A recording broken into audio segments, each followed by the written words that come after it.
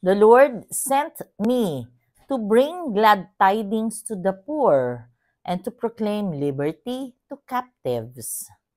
Lord, in your strength, the King is glad. Blessed Saturday, everyone. We praise and thank you, dear God, for another day of life. We praise and thank you for the gift of love, the gift of family, of community, of belongingness, and the gift of today. Today, we are being reminded of the gospel according to St. Mark. Jesus said to him, "Follow me." And he got up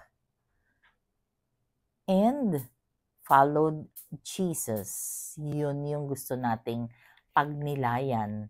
Sino to? He passed by and he saw Levi, whatever way you want to call him.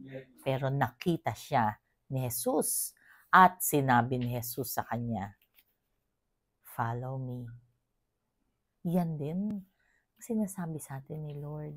Halimbawa, ikaw may nagsabi sa iyo na, please speak for ganyan-ganyan, this topic, prepare ka, ganyan.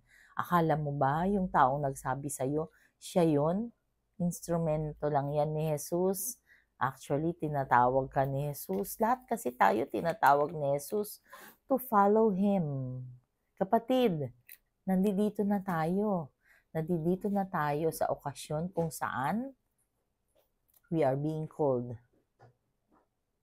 Ang napakaganda ng gospel reflection ni Father Abanyo kanina about the purpose-driven life.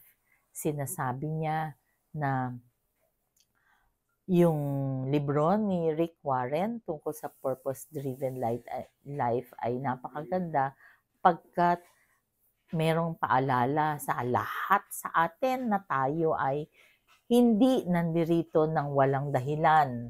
So, binanggit niya ang 5 key points para pagnilayan tungkol sa ating buhay about our purpose.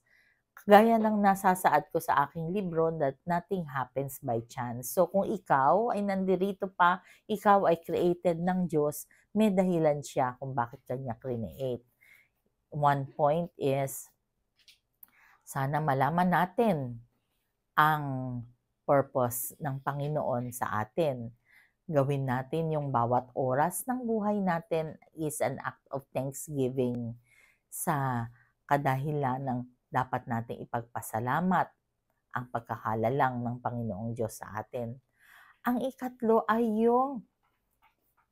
yung ating community life, yung pagtibayin natin ang ating pananampalataya. Ika-4 is gawin dahilan natin ang pagpapalaganap ng pananampalataya na yan. So it's not enough na malaman natin kung ano ang ating goal o ang ating pananampalataya, brother. But kailangan nating malaman kung paano natin spread yung faith na yan na we have. And yung last is yung Holy Spirit na ma-determine ang buhay o kung paano mabuhay ng naaayon kay Kristo. So, we would know kung ano yung purpose ng Panginoon sa atin. Tapos yung dahil tayo ay nabubuhay ng may kasama, community life. No man is an island, remember, so we cannot live alone. Lagi nating binibigyan ng emphasis na hindi natin kayang mabuhay mag-isa. At in reality, kaya tayo nabubuhay for others. Lagi kong binabanggit yan, that the reason why I am still in Toastmaster is because I want to pay it forward. Gusto ko naman i-pass on sa mga kabataan kung ano naman ang natutunan ko sa Toastmaster. Yun naman talaga ang goal natin. Ano bang natutunan natin sa buhay? Plus the fact na tayo yung mga advanced in age na, tayo yung marami nang natutunan. So, and life is short, hindi natin sigurado kung Gaano katagal pa ba tayo tatagal? Meron pa ba tayong 3 years, 5 years, 10 years? Meron pa ba? Paano kung we only have 1 month? Sayang naman kung hindi mo pinas on sa iba yung natutunan mo. This is the reason why I still exist, is because to teach others. Ituro sa kanila, isalin sa kanila kung ano yung natutunan ko sa buhay. Manalangin tayo. Lord Jesus, we are sorry for our sins, either of commission or omission. We pray for healing. Lord God, I am still in pain. Lord Jesus, please heal all of us. Heal those who are sick, those who are requesting for prayers, and those who are praying with us. Right here, right now. Panginoon, tulungan mo po kaming sumunod sa iyo. Nalalaman po namin na tinatawag mo kami. Please, give us the grace to follow you, dear God, and allow your presence in our lives to manifest.